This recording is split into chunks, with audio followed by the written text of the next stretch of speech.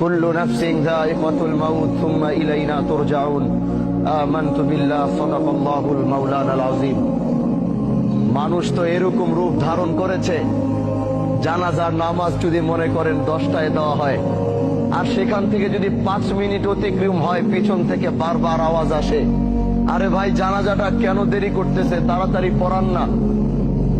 আমি তাদের উদ্দেশ্যে বলতে চাই, আপনার চারপাশে যারা এই বাক্যটি উচ্চারণ করে তাদের চেহারাগুলো একটু দেখে চিনে রাখুন।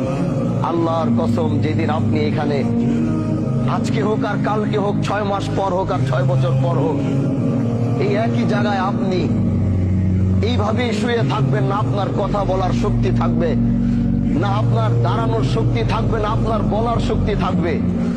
ঠিকই একই মানুষগুলো আপনাকে রেখেও তারা তাড়াহুড়া করবে। এটাই হচ্ছে পৃথিবী, আর এটাই হচ্ছে দুনিয়া। এই সবচেয়ে বড় বাস্তবতা থেকে আমরা যতই পালাবো, আল্লাহ তো ঘোষণা করে দিছে, সুম্মা ইলাইনা তুরজাউন। কোথায় যাবা? 7 সাগর 13 নদীর নিচে, 7 সাগর 13 নদী পার করেও যদি তুমি লুকাবা, যেদিন আল্লাহর সাথে তোমার মুলাকাতের সময় আসবে, পৃথিবীর কোন বাদশা নাই ওদিন তোমাকে আটকাইতে পারবে, পৃথিবীর কোন ক্ষমতাশীল ব্যক্তি নাই ওদিন তোমাকে ধরে রাখতে পারবে। আল্লাহ যেদিন তোমার মৃত্যুর ঘন্টা বাজাবে, গোটা পৃথিবীও মিলে যদি আল্লাহর বিরোধিতায় লাগে যে না আল্লাহ তুমি চাইছো, আমরা তাকে যাইতে দিব না, গোটা পৃথিবী একাকার হয়ে যাবে, কিন্তু তাও তোমরা সেদিন তাকে বাঁচাতে পারবা না। আজকে আমার শহীদ ভাই, তার পৃথিবীর সবচেয়ে আপন হচ্ছে তার মা।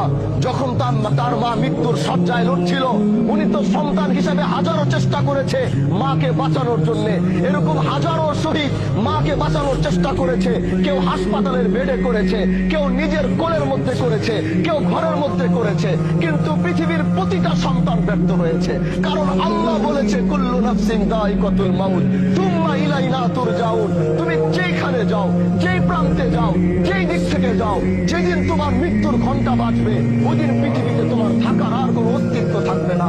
এজন্য ভাই আমার, আসো এই জানাজায় 5টা মিনিট দেরি করো, তাকাও এই লাশের দিকে, তাকাও এই সাদা কাপড়ের দিকে, যাও ওই কবরের দিকে 5টা মিনিট গিয়ে তাকায় থাকো। যেটা তোমারও ঘর হবে, যেটা তোমার বাবার ঘর হয়েছে, যেটা তোমার মার ঘর হয়েছে, যেটা তোমার বন্ধু বান্ধবের ঘর হয়েছে, যেটা তোমার নেতার ঘর হয়েছে, যাও একটা বার তাকিয়ে দেখো। তুমিও প্রস্তুতি নাও যে এখানে তুমিও একদিন নামবে, কিন্তু নিজের পায়ে নয়, কেউ তোমাকে ধরে নামাবে। এটাই হচ্ছে পৃথিবীর সবচেয়ে বড় বাস্তবতা। এজন্য ভাই, মৃত্যুর প্রস্তুতি নাও। দুনিয়ার এই রঙিন স্বপ্নকে বন্ধ করো।